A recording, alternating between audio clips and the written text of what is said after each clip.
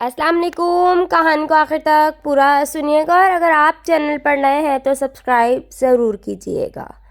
मैं बिल्कुल आहिस्ता रफ्तार में मोटरसाइकिल पर जा रहा था कि मेरे करीब से एक तेज़ रफ्तार रिक्शा गुजरा जिसमें बैठे हुए एक शख्स ने मुंह में रखा पान साइड पर थूक दिया और शुमाई किस्मत के सड़क की साइड पर लकड़ी की बनी हाथ वाली रेडी तर्ज की व्हील चेयर पर बैठकर दोनों टांगों से माजूर शख्स भी जा रहा था। जो ही रिक्शे में बैठे शख्स ने पान थूका वो साइड पर जाती व्हील चेयर पर बैठे शख्स के मुंह पर जा गिरा। रिक्शा अपनी रफ्तार से आगे बढ़ गया मगर मैंने ब्रेक लगाकर साए में मोटरसाइकिल खड़ी की और माजूर शख्स की मदद के लिए मुड़ा तो तब तक वहाँ सिल्वर रंग की बड़ी गाड़ी से 3 पीस सूट में मलबूस शख्स उतरकर तौलिया हाथ में पकड़े माजूर शख्स तक पहुंच चुका था।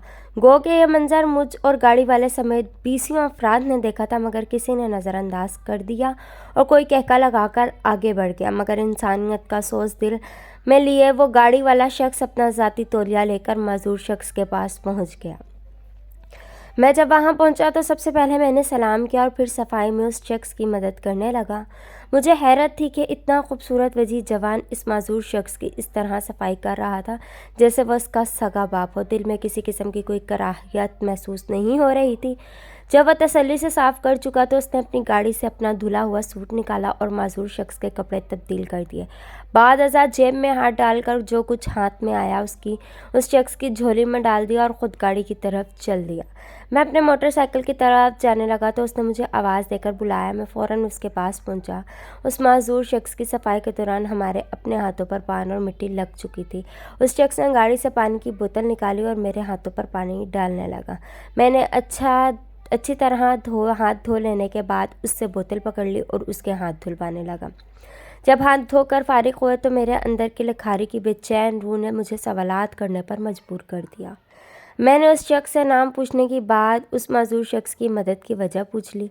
पहले तो उस शख्स ने बहुत गौर से मुझे देखा जैसे वो मुझसे ऐसे सवालात की तवक्को नहीं रखता था, मगर फिर उसने बताया कि मेरा नाम मोहम्मद मुनीर है, मैं महकमे तालीम से मुंसलिक हूँ, अच्छे ओहदे पर हूँ। इस माजूर शख्स की खिदमत व मदद की ख़ास वजह मेरी माँ है। वह ऐसे कि मेरी माँ वालिदैन की इकलौती औलाद थी। मेरी वालिदा साहिबा की शादी के बाद 1 साल के अंदर ही मेरे नानी थोड़े थोड़े वक्फे से गुजर गए। वालिदैन के गुजरने का सदमा भी कम नहीं हुआ था कि वह ससुराल में नंदों और देवरानियों की सियासत का निशाना बनने लगी। मेरे वालिद साहब भी मेरी वालिदा साहिबा के बिला वजह ही खिलाफ होते गए।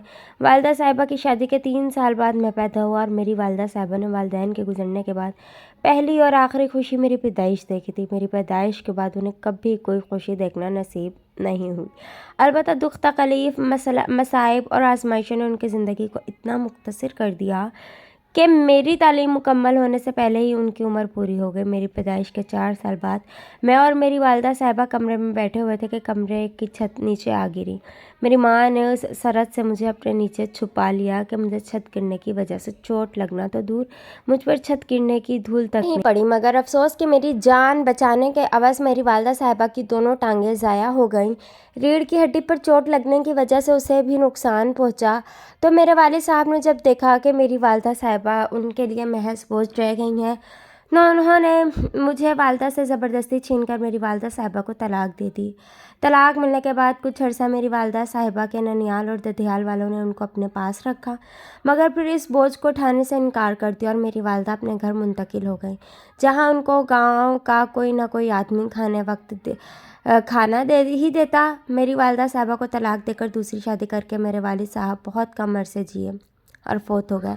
मेरी सौतेली माँ ने मुझे रखने से इनकार कर दिया तो मेरे ददियाल वाले भी ज़्यादा अरसा मेरा बोझ नहीं उठा पाए और मुझे मेरी वालिदा साहिबा के पास भेज दिया।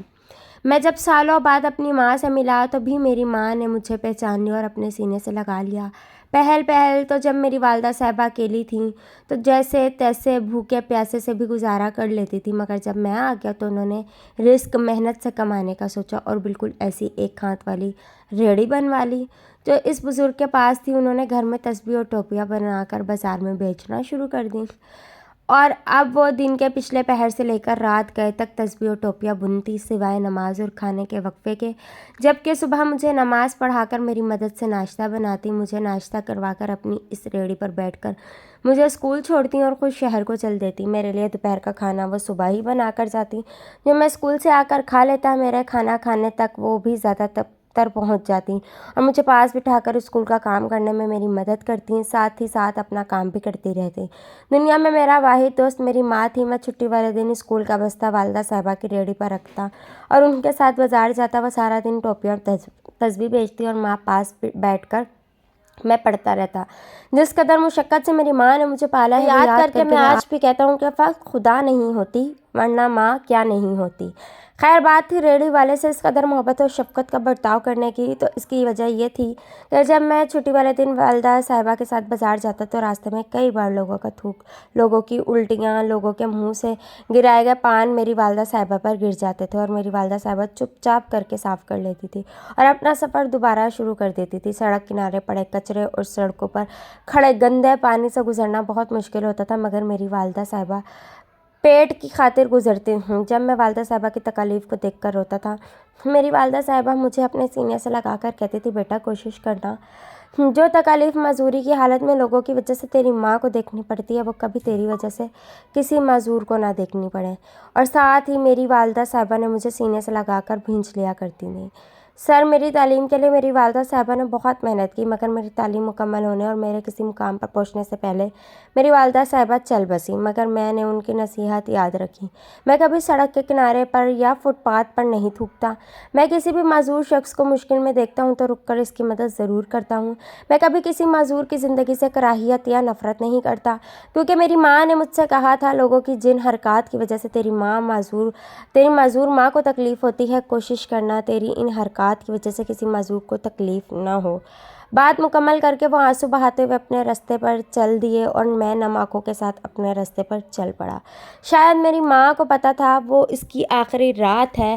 اس رات میری ماں نے مجھے بہت چوما تھا۔ اس رات میری خواہش پوری ہوئی تھی اور مجھے میری چھوٹی بہن کی نسبت ماں سے زیادہ پیار ملا تھا، اور نہ جب بھی میں ضد کرتا تھا میری ماں کہتی تھی، نبی کریم صلی اللہ علیہ وسلم کو اپنی بیٹی سے بہت محبت تھی۔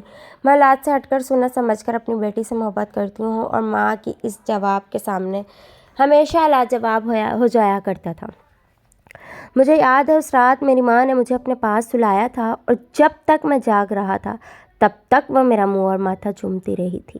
اس کے بعد مجھے نہیں پتا میں کب سویا، اور جب میں صبح اٹھا تو ہمیں پھپھو نے نہلا دھلا کر نئے کپڑے پہنائے، بہترین ناشتہ کروایا اور پھر بتایا کہ ہماری ماں مر چکی ہے۔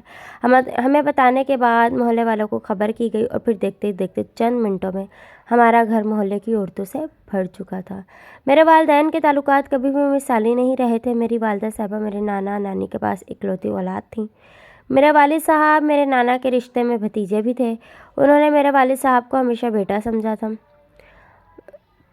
اور پھر اپنی بیٹی ان کے نکاح میں دے کر ثابت بھی کر دیا، مگر افسوس کہ وہ میرے والد صاحب کے اندر چھپے درندے کو نہیں پہچان پائے تھے۔ میرے والد صاحب جو کہ اپنی خالہ زاد سے عشق لڑا رہے تھے، انہوں نے بزرگوں کے فیصلے کو تسلیم کر لیا اور یوں ان کا نکاح میری والدہ صاحبہ سے ہو گیا۔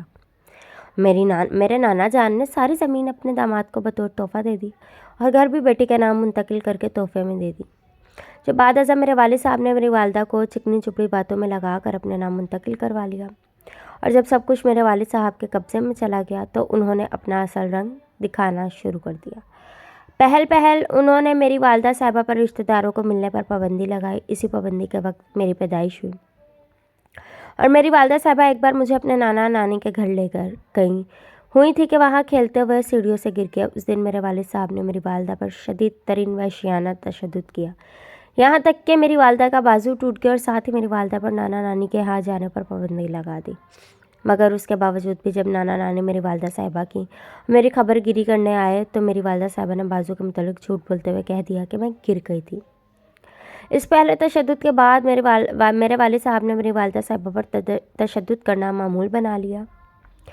چھوٹی چھوٹی بات پر تشدد کرنا، طلاق دینے کی دھمکی دینا، بلا وجہ روک ٹوک، جسمانی سزائیں دینا۔ اپنی والدہ صاحبہ کو باندھنے کے لیے کئی بار میں نے خود اپنے والد کو رسی پکڑائی۔